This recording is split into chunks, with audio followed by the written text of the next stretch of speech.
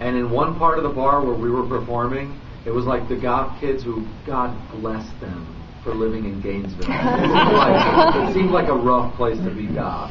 It was 1,000,000 degrees. What's that? I survived. Yeah, it was 1,000,000 degrees, and everybody who wasn't goth probably wanted to kill you. And then, like, through a little door to the other side of the bar, it was like, Raleigh,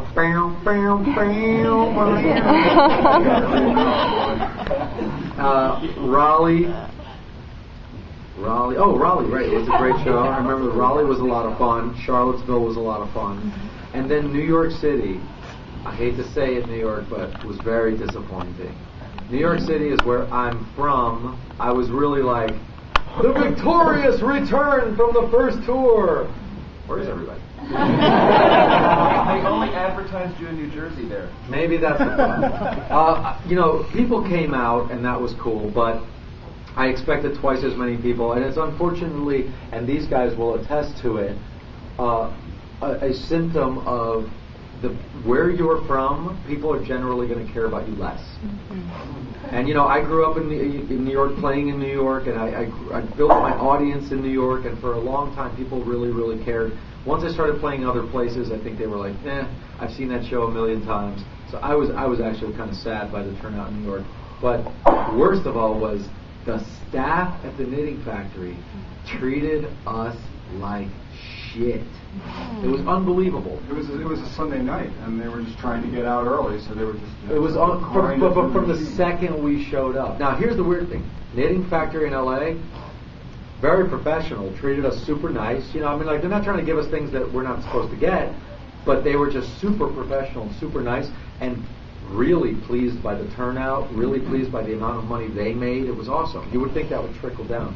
We get to New York and we start loading in the gear, and this is the problem. The New York Knitting Factory is hipster central. So some haircut looks at me when I'm loading in, and I was like, "Hi, is this where we put our stuff?" And she was just like, and I walked up and said, "Hi, my name's Voltaire. I'll be playing here tonight." And she gave me this look as if to say, "Yeah, you and 50 other fucking douchebags. Who cares?" I was just like, "Okay, so where do I set up my stuff?" She was like, "Beer tap room or whatever." So we go to set up our stuff. The sound man comes out. And he was like, "You guys don't really need sound checks, right?" "No, we need sound checks." He's like, "All right." So he begrudgingly gives us sound checks. Then he's like, "Your set's like 30 minutes, right?" I was like, "No, my set's an hour." "Well, their set's what, 20, 30 minutes? I was like, "No, their set's an hour too." And he's just sitting there rolling his eyes, and I was like, "Is there a problem? Seriously, do you have something else on after us? Because if you do, I'll work with you. If you need the room for something else, I'll make sure we wrap it up early." He's like, "No, we just don't really want to have people working here if nobody's going to show up." This is at like 3 p.m. So I said, "Well, I can't promise you that there's going to be 1,000,000 people here, but I'm fairly certain people are going to show up.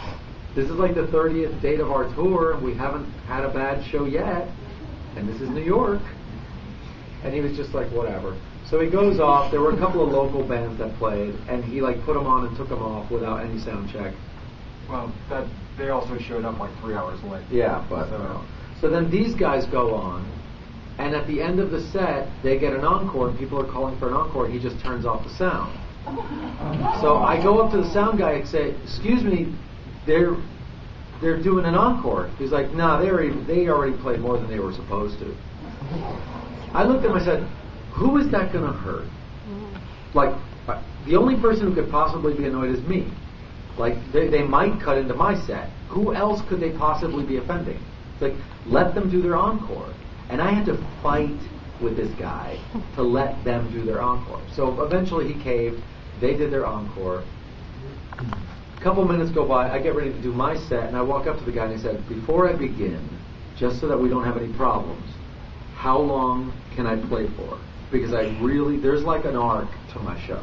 There really is sort of like an arc to the show. And I don't really want to get cut off in the middle of the arc. It's kind of like, when your mom walks in." I really didn't want to end with When that. your mom walks in, it's awesome. When my mom walks in, it starts.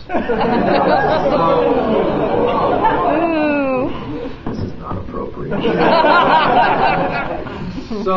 So he just looked at me and he was just like, whatever, an hour. I was like, okay, I just want to make sure.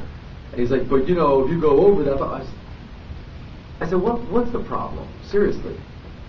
I was just about to go and I was like, what's the problem? Are we taking up your time? Like, aren't you getting paid to be here? You really don't have anything after us? He was like, yo, man, it's not me, it's security. I was like, okay. So I went and got security. I said, hi, I'm about to go on. And I just want to make sure that I'm not offending anybody by playing for 1 hour because I intend to play for an hour for these nice people. And he was like, so what's your beef? Well, the sound man seemed like from the minute we showed up at 3 p.m., he's been sweating us to get out of here. I mean, like, what's the problem? Seriously, are we taking up your valuable time? And he was like, I don't see what your problem is. I was like, he wouldn't even let the other band do their encore. He's like, well, did he let them? I was like, yeah, but he's like, all right then. Like everybody in there was so douchey. They were so unbelievably terrible. And then, a nice number of people showed up. And of course, the beautiful part is anybody who's going to bother to come is somebody who cares. So it was a good audience, and we had a good show. And then after that, we went somewhere and drank ourselves silly. Even Steve had a cocktail. Wow. It was impressive. But all in all, it was a little bit of a lesson about New York. And I just played the Dances of Vice Festival in New York, which is a sort of neo-Victorian convention that happens once or twice a year. But I think I'm only doing special events in New York from now on. I think I say fuck New York. Ooh, that's a bad word. What's the weirdest shit you've ever been asked to sign? Like body parts Oh, or God. weird items? Okay, now, mind you, it's become extremely common for people to want their breasts signed. And that's fine. I don't have a problem with that. My girlfriend's even totally cool with the fact that I really play it up. I'm like, first we have to make sure they're smooth. There's no residue.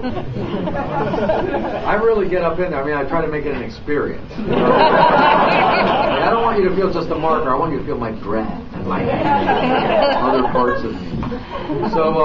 So that happens all the time. But I think the weirdest was, and then there was I will call her a diminutive person at the show in Tulsa who asked for me to sign her behind. And she's a very small lady. She's probably about, I don't know, between 3 and 4 feet tall. And she said, I bet you never signed a midget ass before. I think it's the second time, actually.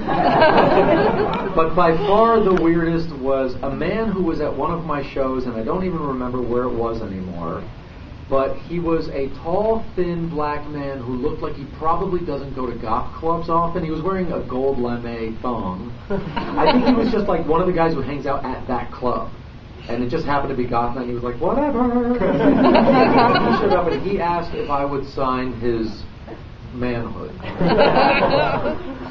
So I got out my .01 micron. And I signed my name on a grain of rice. No, I'm just kidding. And I agreed to sign the thong in the general vicinity of.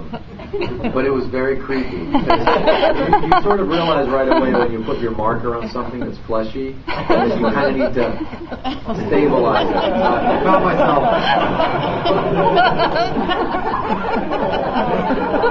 That was probably the creepiest thing.